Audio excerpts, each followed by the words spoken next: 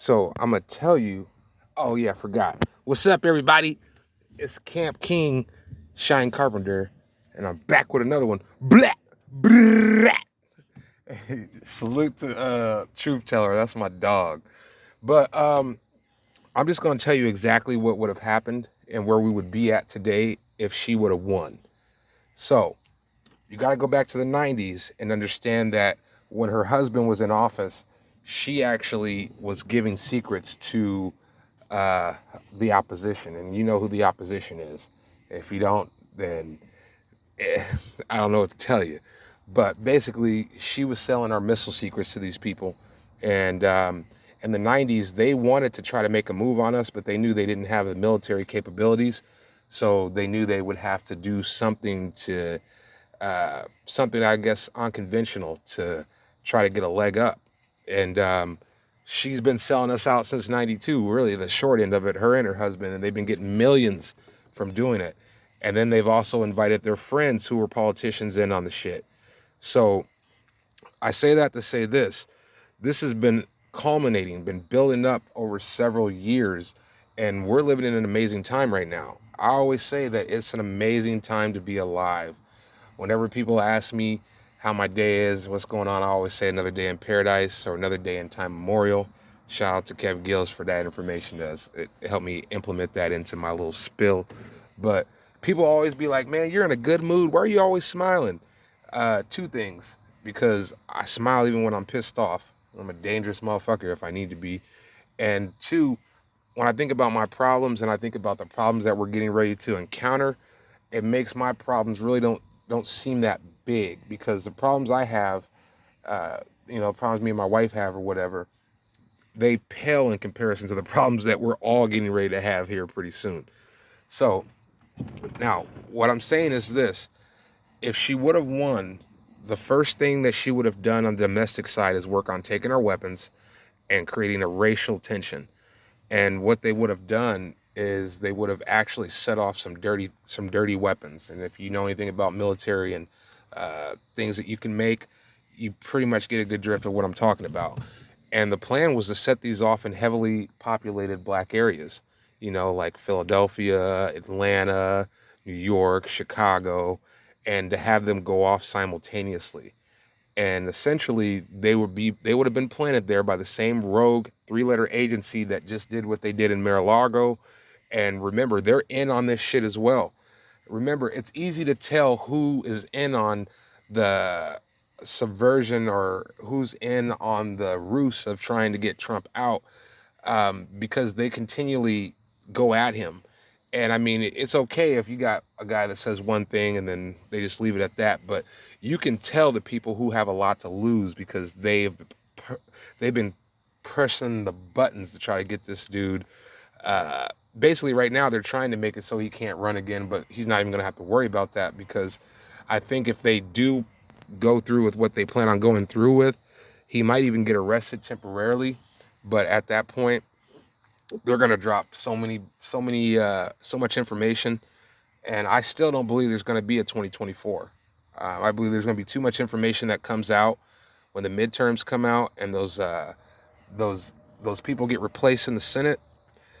There's about 7 or 8 states right now that are talking about decertification, and what you have to understand is all it takes is for one state. Remember, you need like I think 280 votes um, to win the presidency. And correct me if I'm wrong. I know I got some asshole out there that I respect highly that's going to tell me if I'm wrong, and I need that. But if one state decertifies and they just take away one elector, you can't win off of like 279. You have to get the 280 number. So that throws us into a flux and that throws our country into a position we've never been in before. And at that point, it goes back and forth to the Supreme Court. And I think if the Supreme Court doesn't make the right decision, then we're going to experience a harder form of martial law than I think we're already in.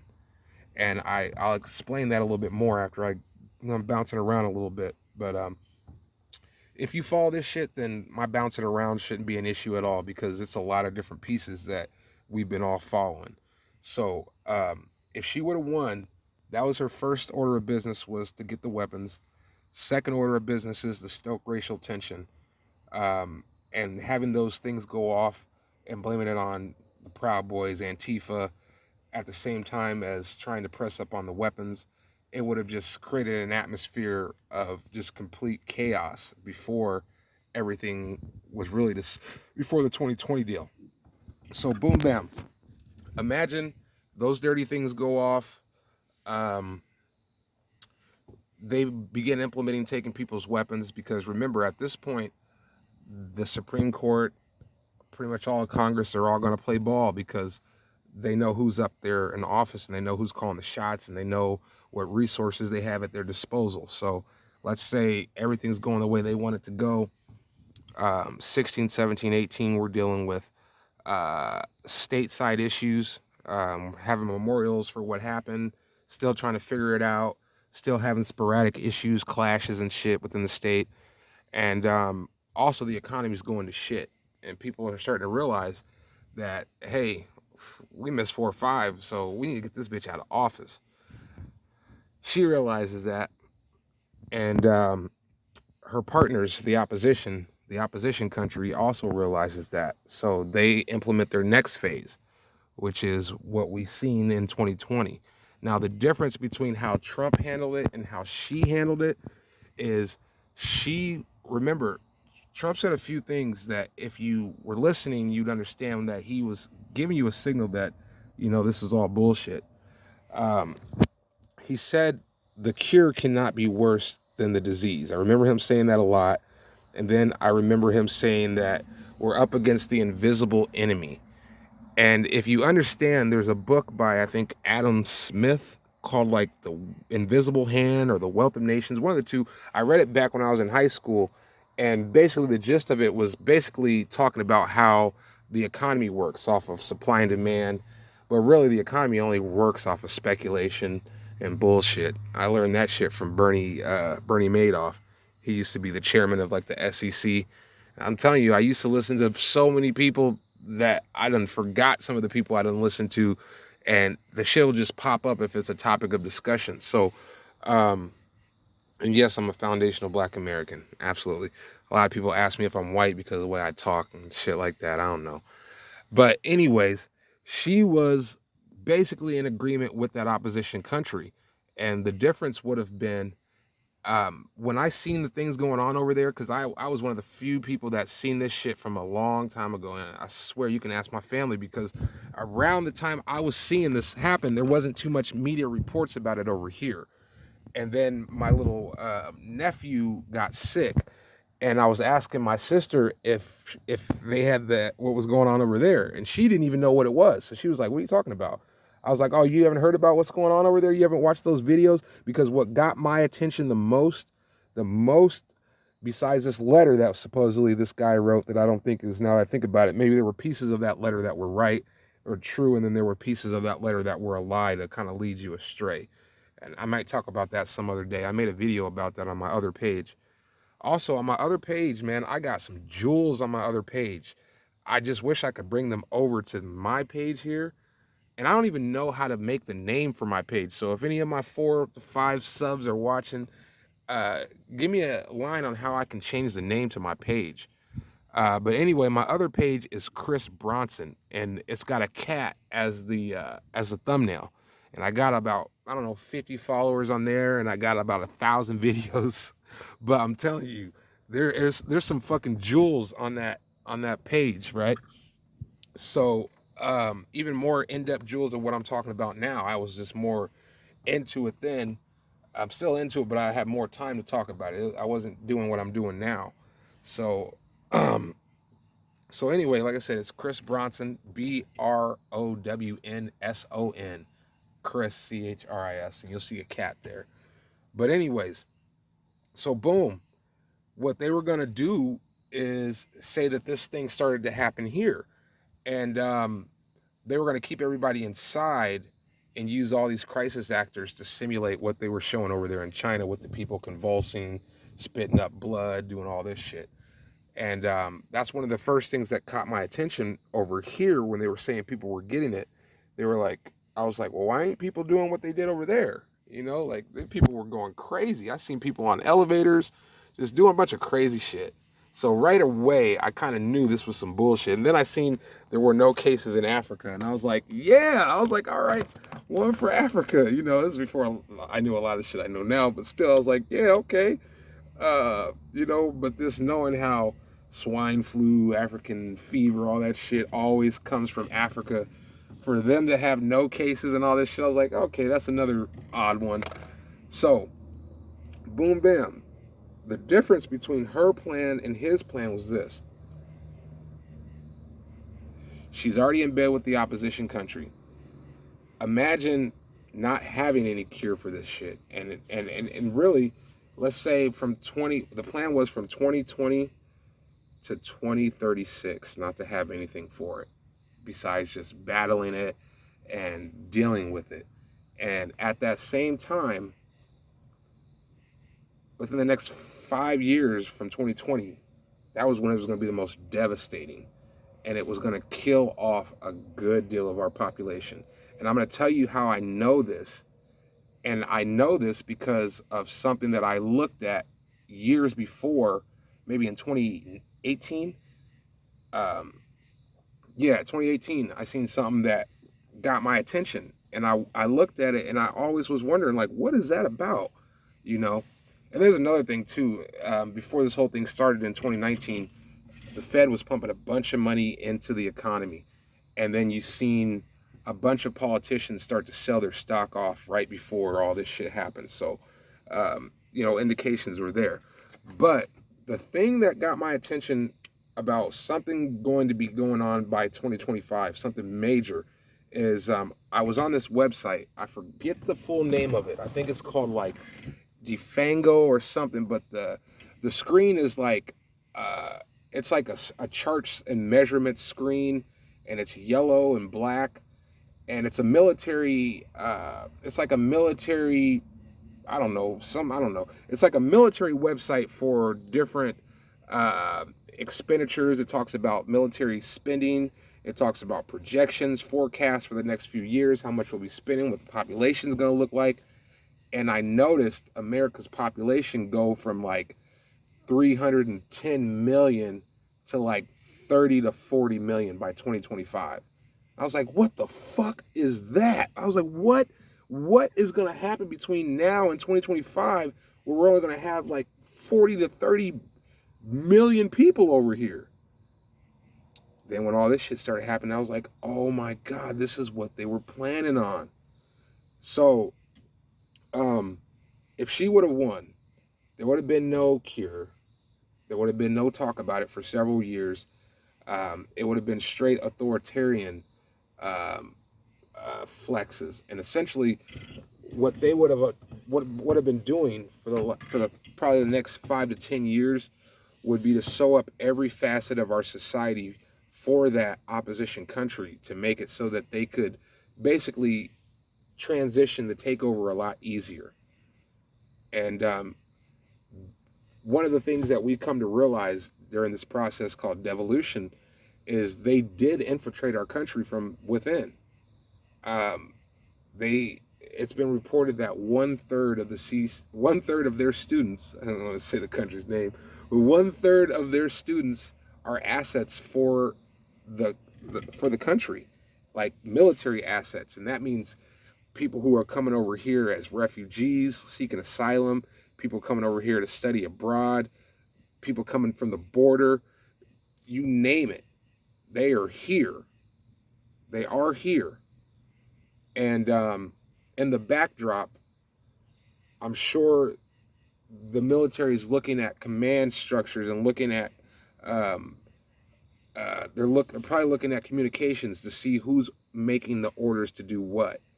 And believe it or not, they probably stifled a lot of shit that would have already happened while 4 or 5 was in office, because at the same time, since they didn't get in, they did everything they could to sabotage what he was planning on doing. Because they already knew that if he got in, he was going to have access to all of the files, that the glue, what I like to call the glue that keeps this whole syndicate together. And the glue is the pedo network. It's the pedo network. And there's a layer underneath society that we don't see with these people. and they trade these kids like currency. And ever since I put that together, I've never been the same, honestly.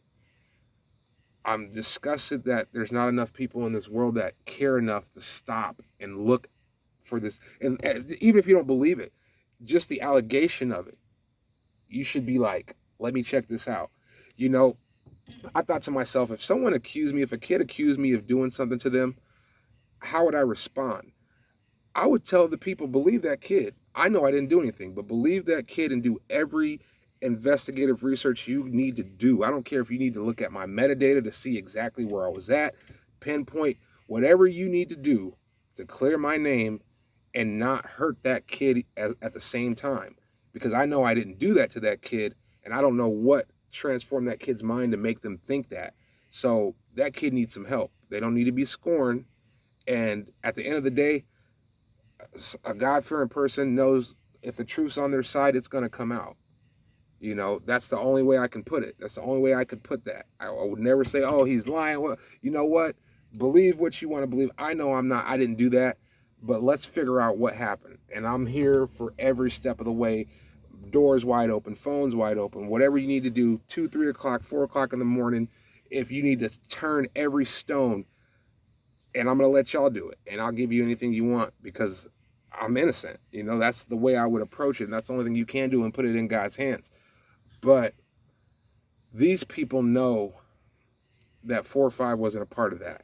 He was self-made. Remember, this guy didn't take any money. He didn't take any money. He did this shit pro bono. I've always said, if you love people, you do it pro bono. You can do things pro bono if you love people. And he did one of the highest forms of selflessness by willing to risk it all and go pro bono and expose all this shit. Because if he didn't do it, I don't know who would have done it. I don't know. I think what would have probably happened is the military at some point would have stepped in, and it would have been a lot uglier than what we're experiencing right now. Because right now, I think we're under martial law. I think if you look up Trump's executive order 13848 that talks about the steps that'll be taken in case of certain election interference, it seems as if we're not seeing what we think we're seeing. And it's a lot. It's a lot, you know. And I know for sure, as a war nation, if Joe had the power that he should have, he would have already sent troops into the Ukraine. And he's probably not going to do anything when China takes Taiwan. Oh, that's their name. Fuck it. So, amazing things happening, man. Stay prayed up. More than anything, keep your spiritual system together. And try to keep people sane, because people are going to lose their shit once a lot of this shit comes out. You don't know how people are going to react. You don't know how people are going to react. A lot of shit could be shut down because there's going to be a lot of different moving parts that happen, because these people are going to try to create as much chaos as they can to disrupt this information that's going to come out. And I will say this, Alex Jones had it right when he first started this shit, and he called this shit InfoWars, because it's an information war right now. And what we're trying to do is prevent or mitigate the collateral damage that's probably getting ready to happen if this thing goes hot. If it goes hot, we're going to lose some people. We might lose a city or two, honestly, but at least we didn't lose the other 48. That's the best way to look at it. I swear to you, I'm not bullshitting. That's how serious this shit is. Because Pandora's box is about to be opened. And before Pandora's box is opened, these people are going to do everything they can to either make it so not so many people know about it, and their logical way of doing that is to kill us off.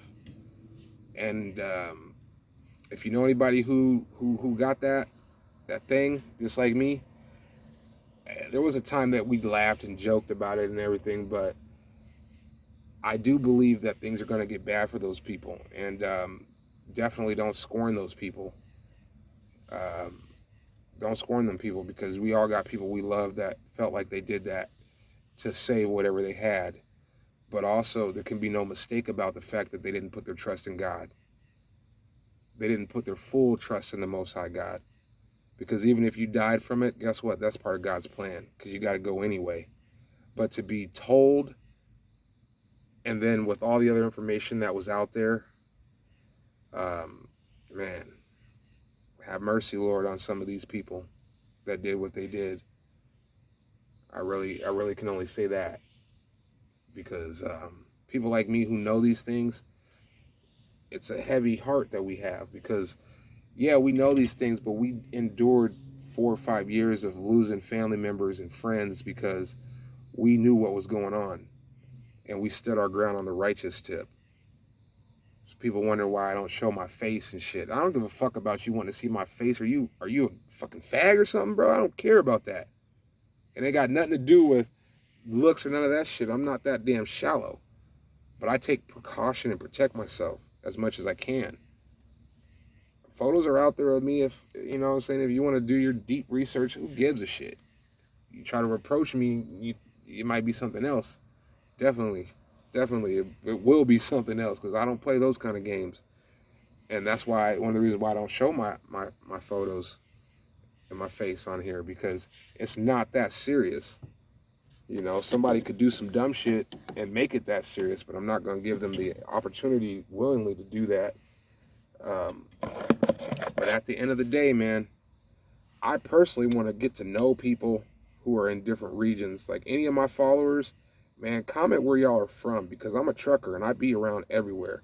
And I really wish that my own people would have the mindset of being kind of almost like, not necessarily preppers, like, you know, because I'm not going gung ho for prepping. At the end of the day, we all got to go. I'm not doing a whole lot.